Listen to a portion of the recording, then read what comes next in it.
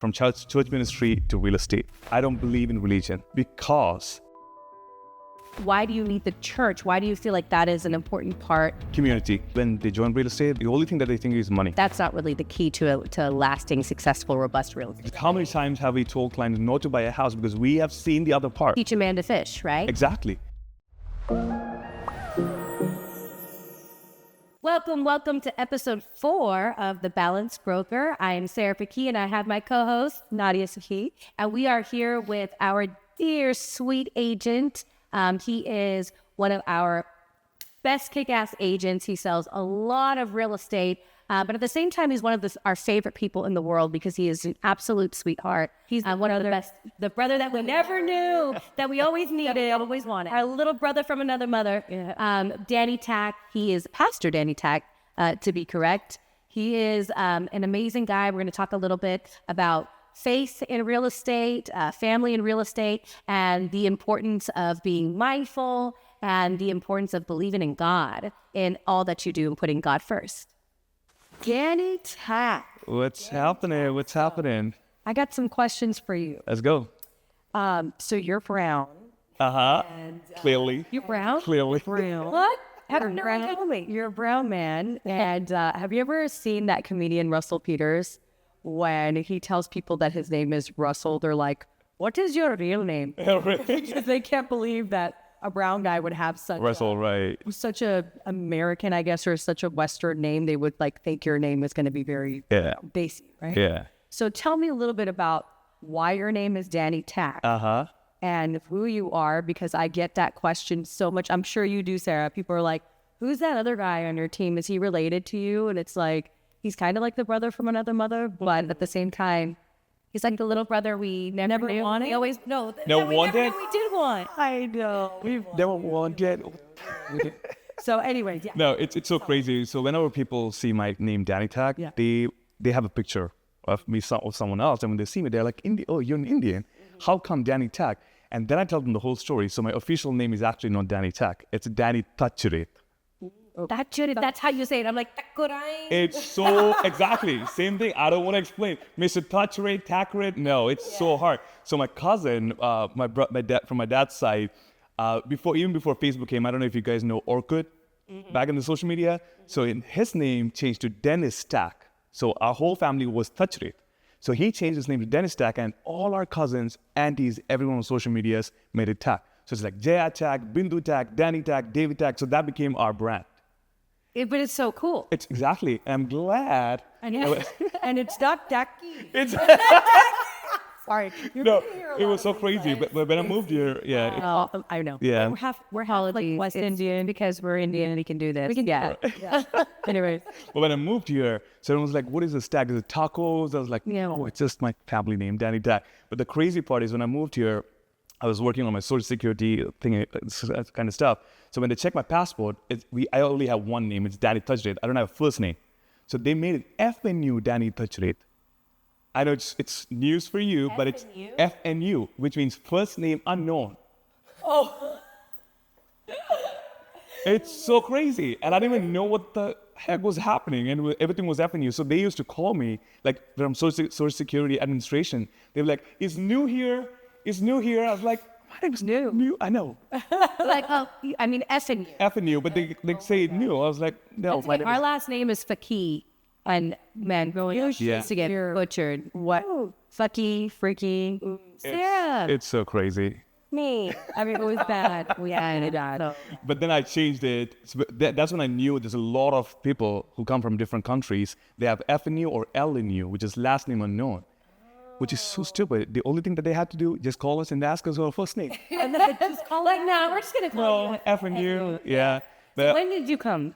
I moved here in 2019. I got married to Janet, my beautiful wife, in 2018. And I moved here 2019, April.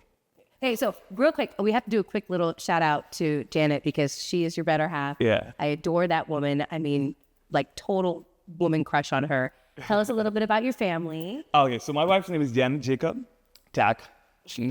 Legally Tac. No, I just changed my name to Dani Tac legally. Wow. Yeah, but her name is still Janet Jacob because she just didn't want to work on her certificates or whatever. Her name is Janet Jacob. Yeah. Yeah, she's a therapist. She's she's my wife, and I have two kids, Hadessa and Joanne. Hadessa is going to be 4 years old, and Joanne is going to be 1 year old next week. Cutest kids ever. I can't believe he's gonna be. I know it. Time flies. Time flies. That's our family. We've been married for 6 years. 5 years? 6 years. Yeah. Where did you live? I was in India, so I did my schooling in Dubai. Then I moved to India. I did my bachelor's and masters in India, and then I moved here. So it's like 13 years in Dubai, 13 years in India, and the rest in US. What are your degrees in? Real estate? No, it was business administration. so business. Yeah, business administration. Because I always wanted to be in business. Yeah. I never thought about real estate, but I always wanted to be in business. But my dad was a businessman. Okay. So I have seen him work so hard for his business in Dubai, and I always wanted to be a businessman. Yeah. Yeah, so that was my motivation thing. But I've never thought I would do real estate. You are a businessman, Uh-huh. but you also are a rock star. I heard. Like Indian rock star. Like legit rock star. You can sing. You can play instruments. Kind of. Kind of. Yeah. Well, wait, what instruments can you play? When you like on stage, a tambourine. I can play a tambourine. That doesn't count. But I play a little bit of guitar. No. Yeah. Like, I just play guitar a little bit.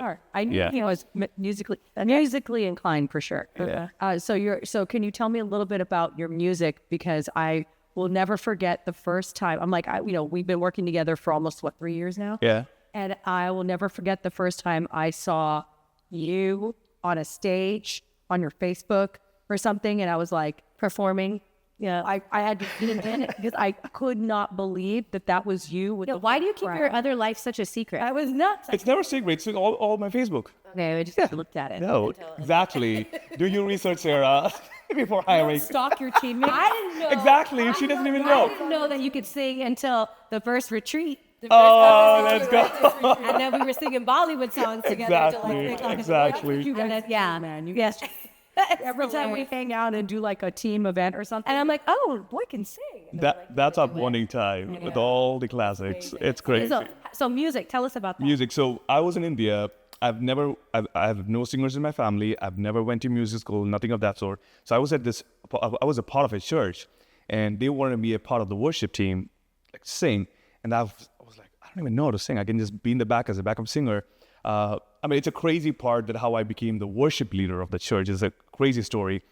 Should I share that? Yeah. Well, after you tell me about your rock star. Yeah. So that's how I started singing, but I never thought I could sing. But the crazy part how I became a worship leader was the week that my dad died. Oh. Yeah, because I was a part of a huge church, like 6,000 people attending every Sunday. So it was like a huge conference every Sunday. So it's like a concert, right? Okay. So I'm gonna interrupt. Yeah. You because we have to talk about this for a second. Yeah. I think that we are making an assumption that a lot of people know that there is a huge Christian community. Yeah. Can you, before you tell us about how you became the worship leader after your father passed away, Right. what are you? I'm a Christian. Where are you from? What do you mean? Like what region? What's your, what do we call your nationality? Oh, yeah. I'm from India, southern part of India. It's called Kerala. It's a small little state. It's in the part of south. So it's literally at the bottom of India. Okay. So that's where we come from. Yeah, it's Malayali. So we are called Malayalis or Malus or whatever, but we are Keralites. Call us Keralites and not Malayalis. Oh, okay. See? See, this is a new thing, like for Sarah and I think we were, I mean, I knew he was Malu, but yeah. But, See, I'm a Keralite, not Malu. okay. That's it. I didn't even know that the terminology. Yeah. But I think we had a client, Sarah actually introduced me to her first client when we were doing real estate, like kind of part-time years ago.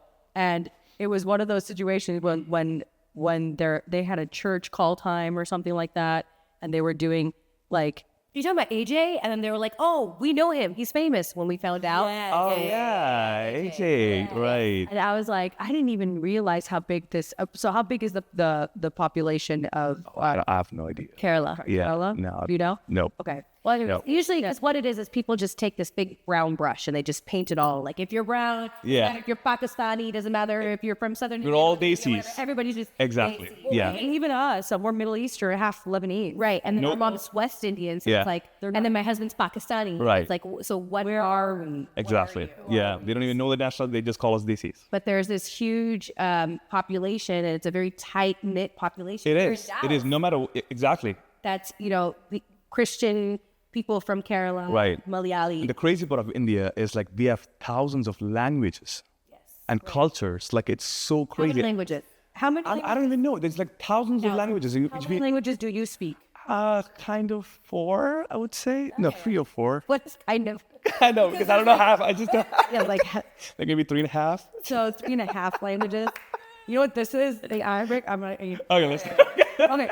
So yeah, I feel like the bulk of your business, and we are gonna circle back to how Yeah. you became a pastor. Right. I'm interested in that, but it's Yeah. just more interesting to understand who you are, the culture, and why you speak 3.5. Right. Yeah.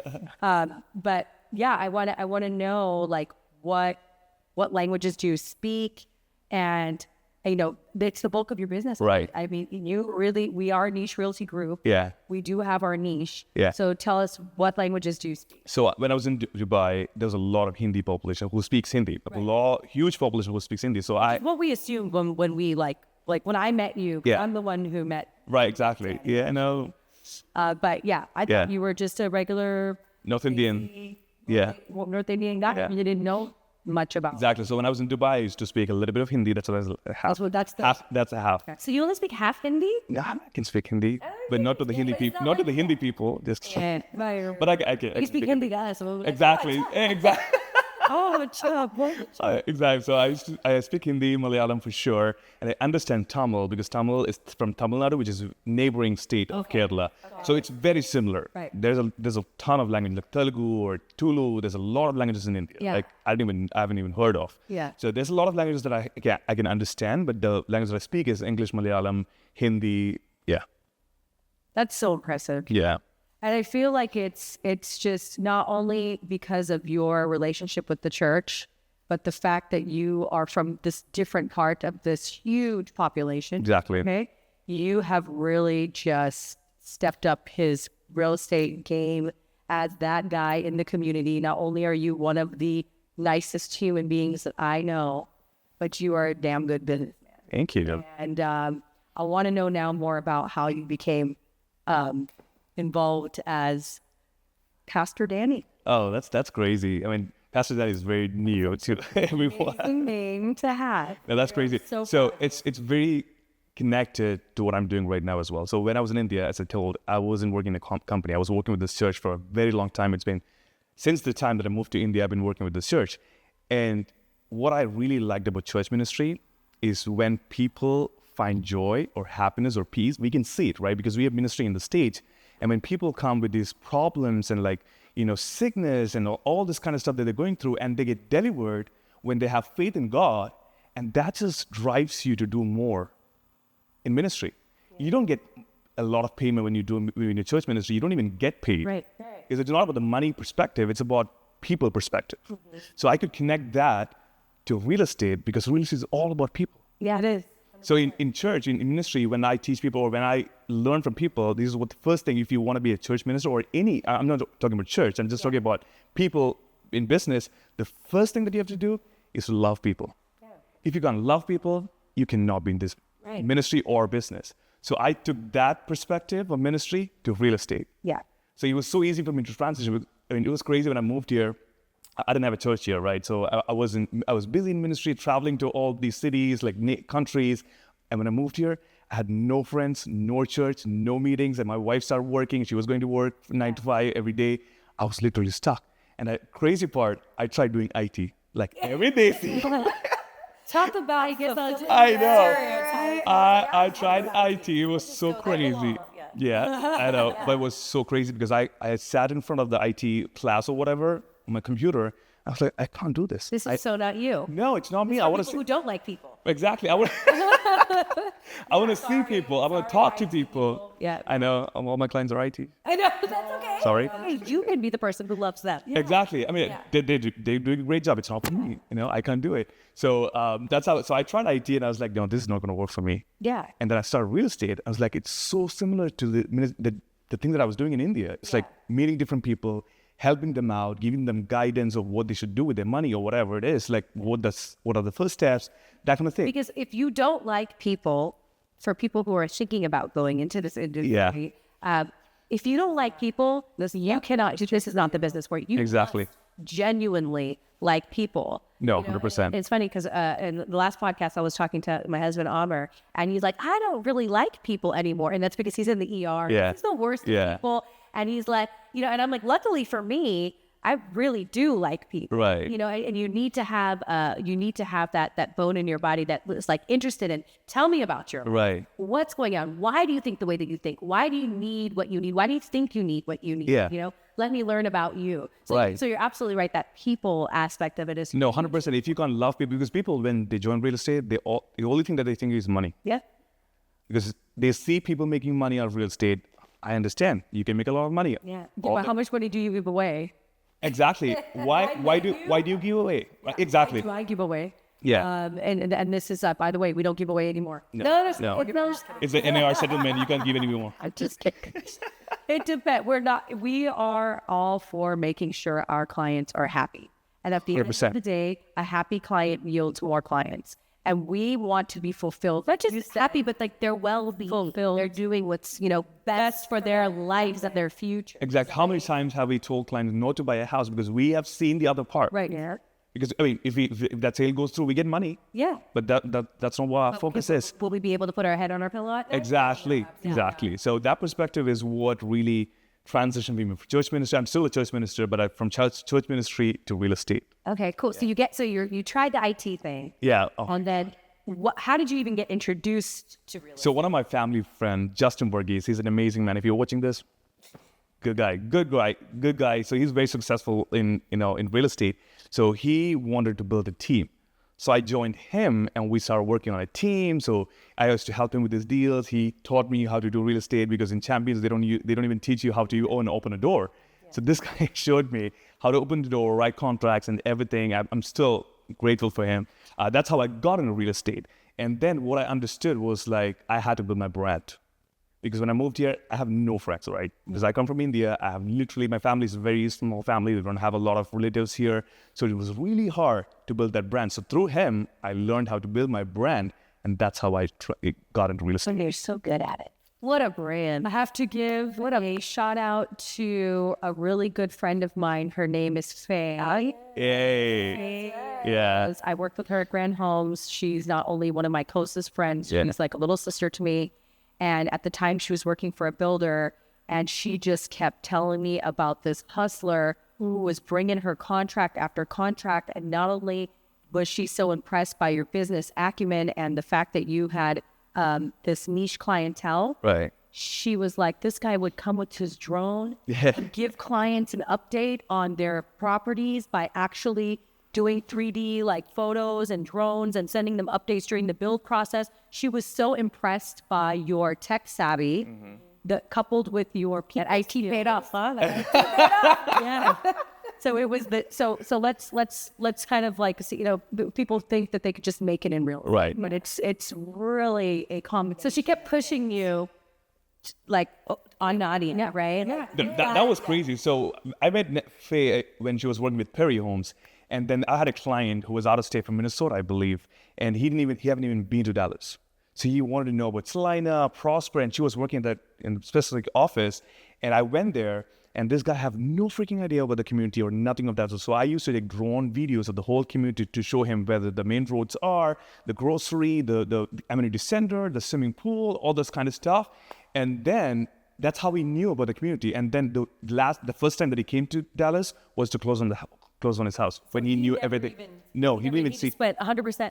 But so it was. Oh yeah. It was the combination of his tech savvy, his niche clientele that he kept bringing to sell these lots. Yeah. And she just said there was something about you that was just really special. And she kept telling me that. And she's like, and I know you and I know your sister because she's really scared of Sarah's like, everyone's scared of Sarah. Everyone's scared of Sarah. And I told her, I was like, I'm scared of Sarah. I was like, I don't know. She wants anybody to join the team. Right. And so, I manipulated our team and one day just showed up. Oh my God. Don't even talk about that. It's so embarrassing. Situation. And then Sarah came out. She's like, what are you doing? Why is this guy here? And I'm like, no, I hadn't met him a few times, but I left me. It's just, I was burned. Right. You were protective.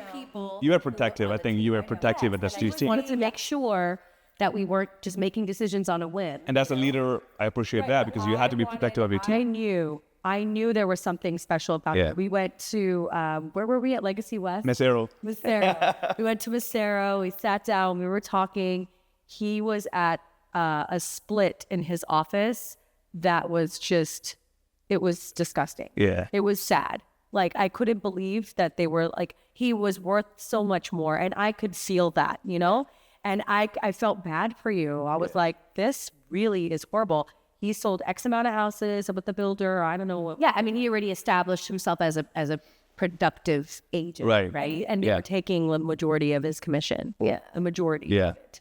So Sarah's like, I don't want to bring him on the team because I don't want him to get spoiled because usually you join a team and, you pay 50% or whatever, and our splits are very different because Sarah's like, look, I'm not here to hold your hand. Yeah. You have to come on this team with a book of Your business, right?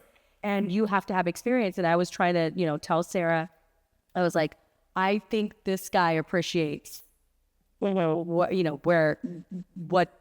commission structures are. Right. No, absolutely. He's not greedy. If it's Right. what he's making right now is what he's making, Yeah. And so that was a really big thing. And for Sarah, like she said, being burnt, people not appreciating the opportunities. Yeah. But you came in and we didn't have to worry about feeding. No, he came in like a tornado. Yeah. Brought in a whole different clientele that we appreciated. Yes, appreciated everything. Tech tool, yes, branding, the training, all of it. Slid right in and just couldn't. The best hire we've ever. And the actually, we've had some really great hires. We're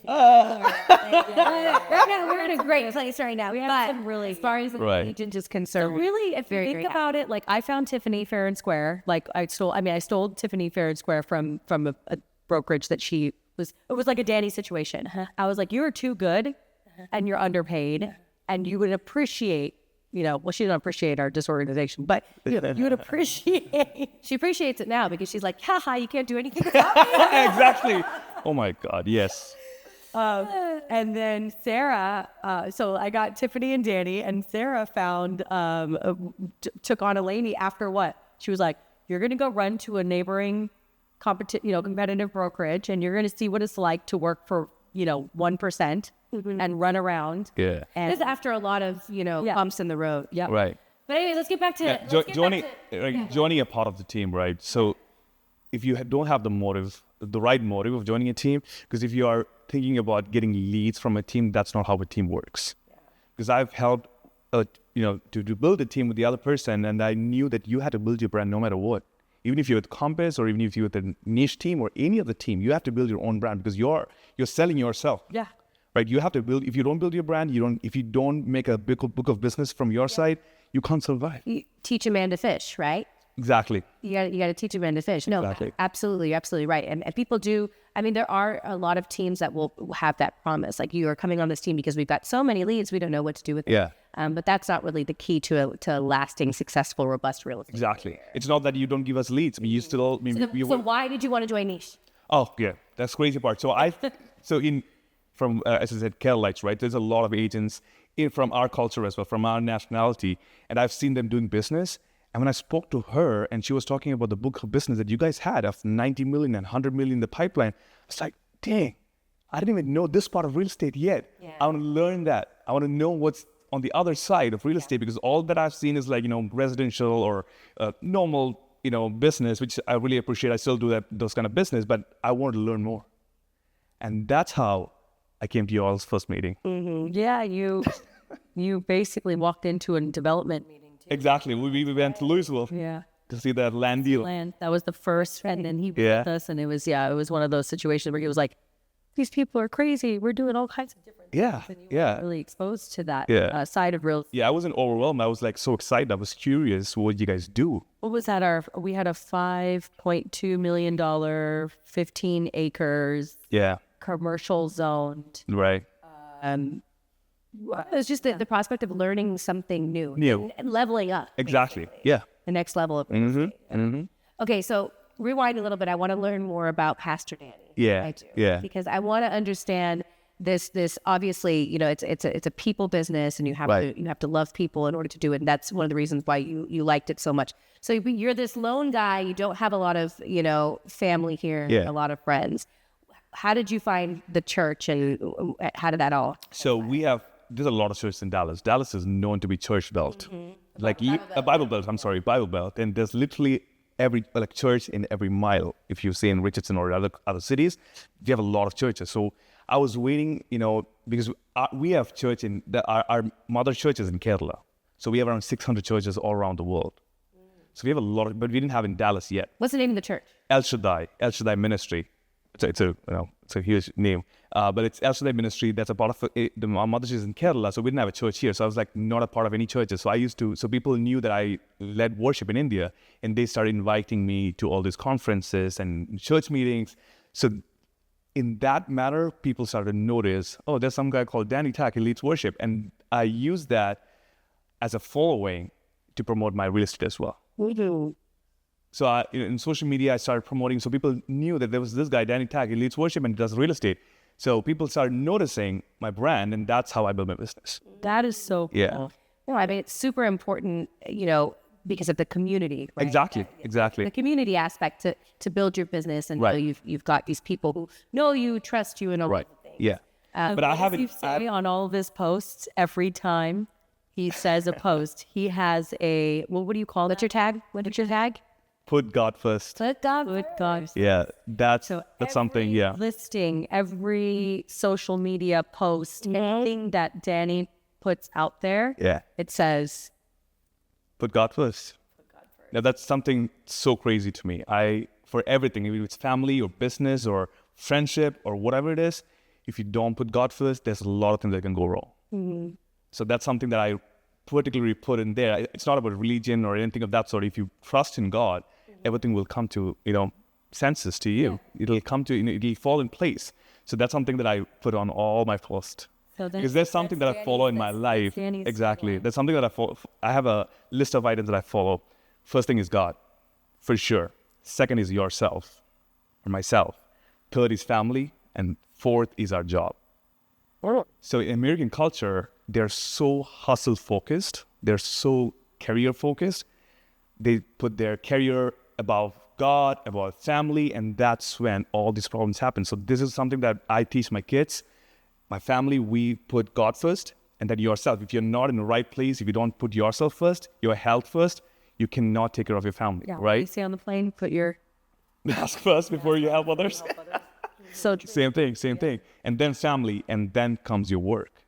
Yeah, so that's the reason why I put God first. I love it. I think that's so important, and it really just aligns. Doesn't matter what religion you follow, if you do believe in God. Right. I feel like before when Sarah and I leave our driveway, we say Bismillah ar-Rahman ar-Rahim. Yeah. So we identify, right? Right. Muslims, and we basically, before we do anything, every time I show a house and I put the key in the door and I open the door, you could ask all my clients. I always say, okay, yalla Bismillah. I walk in the door. It's just, it's just a part of who, Because you don't know if you'll find a homeless guy sleeping on the floor. Right? you attract a certain energy, Dani, and you are, the energy that you have whenever you call or whenever we see you, I look at my sister's face or you can hear the smile in my voice every time. Yeah. See, Very few people in our life love you feel that so much. Yeah. way about. And we feel so strongly about Right. that. I've never had an issue with you, something that we couldn't handle. We call each other when we're like going through drama. Yeah. we talk about our crazy deals, or I try to give you help, you help me all the time. And it's this wonderful synergy that we have. And a lot of it has to do because of the type of human being you are. And I mean, I think we make a great team because you're the same. We're all the same type of. Yeah. I'm not the most religious person, right? I mean, like I said, I identify as Muslim. I feel like if there's one thing that's lacking in my life and that I need to work on is I do need to have more of God in my life. I feel like I'm very spiritual. Right. I'm very spiritual, and I definitely I know that there's, a higher being. I believe in Allah. I know that every single thing that I do and every move that I make, every action has a reaction. And like, I won't even throw a piece of trash on the ground because I'm just like, God is watching, But I don't consider myself super, I'm super like, okay, I watch everything that I do. I'm like super truthful. I always, because I believe in karma to an extent. I don't really know what to call it. I don't know how to identify it. But having you around, it's almost like that reminder that I need, to be more mindful and to really put God first, to be more like purpose, meaningful when I No, will you believe if I said I'm not religioustic? That you're not religious? Yeah. Yeah, because I partied with you before, and I'm like, oh my God. No. We're not going to tell that. No. That you have a fun side. I'm like, that's you, Pastor Danny. but that's something you can have. You could still be a fun human being. So that's what I was trying to say when you said I'm not a religious person. Okay. I don't believe in religion because it's about relationship that you have with your God. Because if you go in religion perspective, there's a lot of things that is wrong and right in all religions. Yeah.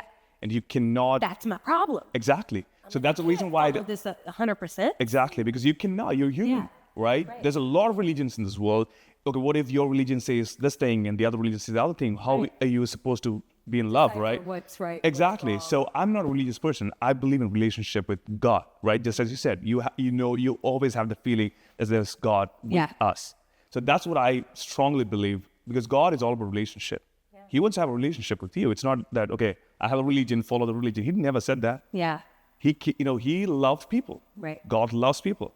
So I strongly believe in the relationship aspect, not the religious aspect. Okay. Well, I feel better. Yeah. No. So do you need church? Why do you need the church? Why do you feel like that is an important part? Community. Yes. Because that's where you build each other. You see people, you be a part of their life. Just like, okay, if you have a bad deal going on, or if your deal is crashing down, you call me or you call Nadia, because you have that family or community where you can talk about these things. Right now, we're just talking about our lives. Well, it's funny because the first thing I do is I'm like, please, God, help me, with this situation. You're always asking for God's help. I'm always asking for God's help. Exactly. Saying, inshallah. Yeah. In my time of need. But I feel like I'm not, I don't practice it as much as I need to be. I don't, I'm not as present when it comes to just acknowledging God. Right. You know what I mean? Or I feel like bad. I'm the bad person. No, don't feel bad. No, so I feel like I've kind of done some circles. Okay. Right. And right now I'm coming right back around to where I would go to Jummah, on Friday. And when I pray, I ask for all the things. And I love listening to khutbahs. And sometimes I don't pray 5 times a day, but when I can, if I know that it's I hear the adhan. And you know what's crazy? My little son has the adhan times on his phone. And sometimes when the prayer time's on his phone, and when I hear the adhan, I'm like, okay, you know what?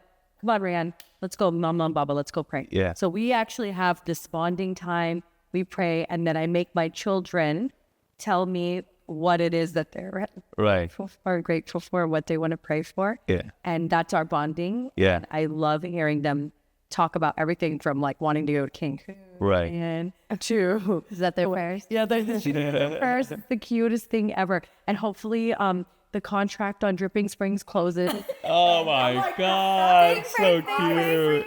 They know my real So estate. cute. Like, what's happening? Like, So it's, you know, it's, this it's kind of like exactly what you're talking about. A lot of people, and especially in this country, their work is is what they worship. Exactly. It is the reason for their being. Right. Yeah. And that's all they think about. It's like they worship their work. Yeah. No, I agree. And I think like it's kind of backwards. Yeah. Yeah. You No. tell us. No, 100%. That's what I told. When I moved here, I was so surprised to see how people, I mean, yes, I hustle. Yeah. Everyone hustles, everyone works hard, but do not prioritize job or whatever career that you're in over your family and over your or the religious perspective or relationship with God. Because if you prioritize that, you will not have the wisdom that God wants to give you to do that job. 100%. Because you have to have God's wisdom. Because yeah, you can rely on your wisdom, but that can be a lot work. Exactly, exactly. So that's what we practice in our family too. We ask God's wisdom. I mean, He's not coming in and telling us, okay, go to this client or go. No, He's not doing that. But He'll give you wisdom which way to go or what to do with your client or what's happening. So this is something that I want to teach my kids to.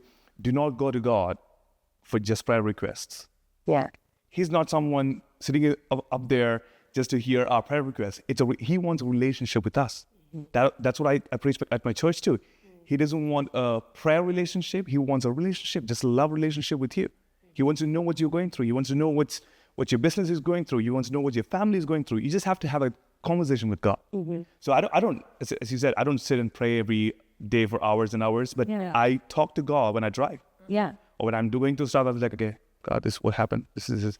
I just have that constant communication. I think that makes it far more approachable for me Exactly. to know that it's okay. And I think that's probably the beauty of Islam, is taking that time out, right? Right. And again, being purposeful in what you're doing. But also, I've always had just a much more casual relationship. And is it okay to have a very casual relationship? I've been having casual. Absolutely can. Absolutely. I ask for God. I do the same thing. I have a very unique relationship. I know that God loves me. I tell my children that all the time. I'm like, Allah loves you. Yeah. God loves you. You don't have to just ask for everything. Right. You just know that He's watching and He's always there. Yeah. And if you need anything or if you want to talk to Him, you can talk to Him anytime. It Right. doesn't have to be only at a specific time. And I mean, I don't want to make this a super Religious conversation. I mean, honestly, for a while there, for me, I was like, is this really, this doesn't make sense. I mean, what about evolution? How does this isn't adding up. You know what I mean? And I've read the Bible and I've read the Torah and I've even studied Buddhism for a little while. Right. So I've dabbled, in all of it, read the Quran. And so for a while, I was not, sure. I feel like now as I've gotten older, and it's fun, you get older. It's like, and I have children. I feel like it's super important to give your children some sort of religious anchor. Right. And then let them figure it out, after that. Exactly. So if you put God first, again, coming back to that, if you put God first, your kids will know somehow, just as I said, as you grow older, you will have that wisdom or the realization of there is a God. Yeah. You get into the relationship because you asked for God's wisdom or your parents prayed for you God's wisdom over your family or over you. So as you grow older, you will realize that there's a God, you will have the relationship with them. So even with your kids, just tell them to have a relationship with God. And as they grow older, you don't have to teach them religion. You don't have to teach them about God. They will know. And now let's talk about this religion or spirituality, whatever you want to call it, in real estate. Obviously, there's the importance of, the sense of community and that aspect of it helping your business. Right. Because now you're part of the, you're meeting people and you're out there, which is super, super important in real estate. But also just like as an entrepreneur, we don't really have a guidebook, right? That tells us these are the answers, a manual that tells us this is how you operate in real estate, right? You are figuring things out as you go. Exactly. And there's a lot of conversations with God. Right? You're constantly having conversations with God. It's not like your 9 to 5 where it's like, okay, I know that I have to write these emails. This is the process. This is what I do. We're just kind of figuring it out. Yeah. So how does your faith help you in real estate? The real estate? Yeah. So I can totally tell you the story that because when I joined real estate, first 2 years was hard, just as all the real estate agents. It's so hard because I had to build my business. There was no one reaching out to me. So I actually asked God to give me wisdom to what to do with my real estate. And guess what? I had an idea of drone videography. I've never drawn. I mean, I'd never drawn. God planted that in your mind. Yeah. I just got an idea, creative idea. Again, he didn't come and tell me to buy a drone. It's not that. You'll get an idea because I was in media in India as well. I mean, when I was in church, I had media team with me, but I never thought of having a drone and showing the community, the clients. That idea, I believe, came from God. God gave me that idea. So I asked God for wisdom how I should turn my business or how should I be creative. Yeah. That's how I built my business. I had Differentiating factors. exactly because there's a ton of agents in Dallas, and how can you be different amongst all these people? So I asked God, and I'm asking God, like, what other creative things that I can do? So He gives me ideas. So I use those ideas to implement in business, and I've seen results. Yeah. How about the fact that we actually have to have this comprehensive knowledge of different religions, and our niche has been, people who you are Vastu certified? No, I'm not. Oh my God, don't even. It's crazy, but I know about Vastu. Okay. Yeah, it's so crazy. There are certain things, for example, I'm just going to name a few things that we have had experience in, and other agents have, but I feel like we've had more experience than most agents. And a lot of our colleagues come to us because we have this knowledge. Because they're painting us with a brown brush. Yeah. Well, they'll call me and they're like, You should know what they're like, I have a client. His name is Omid. I'm like, that's probably Afghan or Persian, but and I'll take it. Yes. It's funny because you had to do this ceremony at a house at 3. Oh my God, yes. Can you tell us a little bit, and we're going to go right back to that, but yes, having Islamic financing knowledge, having Vastu knowledge, knowing what certain directions, even as Muslims who are a certain sect that want certain things, the fact that we have all these Or to be within a certain vicinity of a particular church, Right. kind of understanding what's important to them. That's something that we all possess, including Eleni, Right. who's not here with us, but she's out at a property and got locked out, and that's a story. Anyways, tell us about that night and what happened. And it is. No, it's so crazy. As I said, I come from India, and Vastu. There's a lot of people in India who follow Vastu, and I didn't have. What is Vastu? Vastu is about what do you call it? It's like about direction of the house, about how the bedroom should be located. Feng shui. Exactly. And So steps the pada has to right, be like a certain. yeah, it should not face T Street, or there's a lot of things that The kitchen has to be a certain. in the southeast corner or something. There's a lot of things. I had no idea when I moved here. Right, I came from India. Like, You had no idea. I had no idea. So when I moved here, I got these clients, and I respect them. Yeah, as I said, it's their religious perspective. It's because 100%. To keep their family happy. I understand. I totally agree with you guys. Whatever you are happy, I'm happy. Yeah. That's in real estate, right? So these guys want the south-facing houses or north-facing houses or east-facing, whatever. So it was completely brand new to me. So I started learning about this from my clients, or what they're exactly looking for. And it depends on each client and their beliefs. Yeah. And even from each state in India, it's different. Some states like south facing, some states doesn't like south facing. So I'm still learning. Southwest or southeast, it's okay, but it can't be southwest. Yeah, there's a lot of things that I'm still learning. But this client, they wanted to do a ceremony at their new house, and the pujari or the priest was coming from India, and he had to leave at 10 o'clock or something, or they had a exactly. They flew him here to do the ceremony, and he only had one spot available according to the religious perspective. That was at 3 a.m. in the morning or 4 a.m. in the morning, and that was all the way in Mansfield. Yeah. So I didn't want my client to be there by themselves at 4 o'clock in the morning with the priest. I drove there to be with them just to make sure that they're good and they're happy, and there's literally no one because it's a construction zone. Weren't you not even closed on the property yet? No. Can we even release it? Yeah, we can. Yeah. But no one does it go. It's a, Yeah. You don't know what property's gonna know. Okay, so go ahead. Yeah. So I was there. They had the pujari, the priest, the client dressed up in their Indian attire.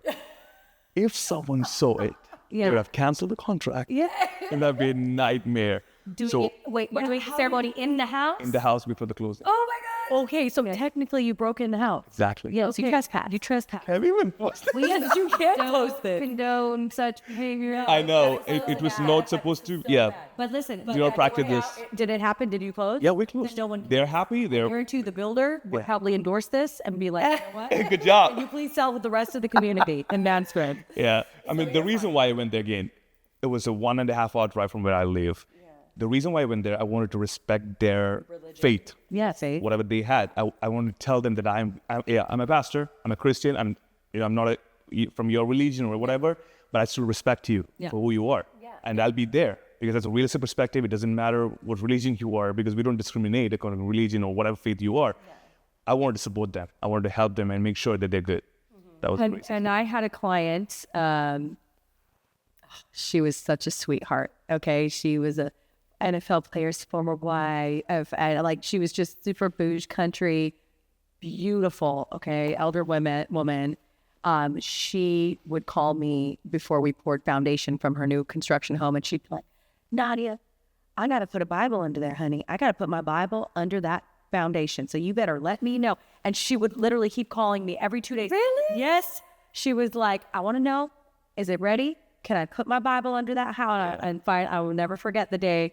And I went with her, and before they poured, we stood outside. She put her Bible underneath the house, and they poured. so there's a Bible underneath that foundation. You know, I know exactly what I'm talking about, right? Cute guy, yeah. Such a sweetheart. Yeah. Okay. So there is that. And then I have my first build job that I've ever done, ground up, big, beautiful house. My clients were like, before we poured this foundation, there was some water that they had from the religious, you know, and they wanted to pour the water and say a prayer. So they brought the entire family. We brought a little video crew. And before they started pouring, it was early in the morning. We all drove out there, and they all held up the pot of the water, and they poured the water and everything. It was really beautiful. It's beautiful. So there's, I feel like it's just, it doesn't matter what religion. Right. Now, I mean, your home is so important. Right. God is so important. Absolutely. And, what we do and what we do with our job is just, it all goes hand in hand. Exactly. So the fact that you say, put God first, I really love that. Yeah. And I think that it's beautiful, and it's exactly why God has blessed you. Absolutely. And I hope, inshallah, he continues to bless you. To that. And we will all. And it's funny, we all say inshallah on our channel. Gloria says inshallah. Say inshallah. It just means God will. Exactly. If God Right. wills it. Exactly. Yeah. Yeah. So I think that it's a great synergy. It's a good mix of culture. The diversity is amazing. It's fun learning about all of these different religions. Yeah. And we're still learning. Yeah. It never stops. There's a lot to learn.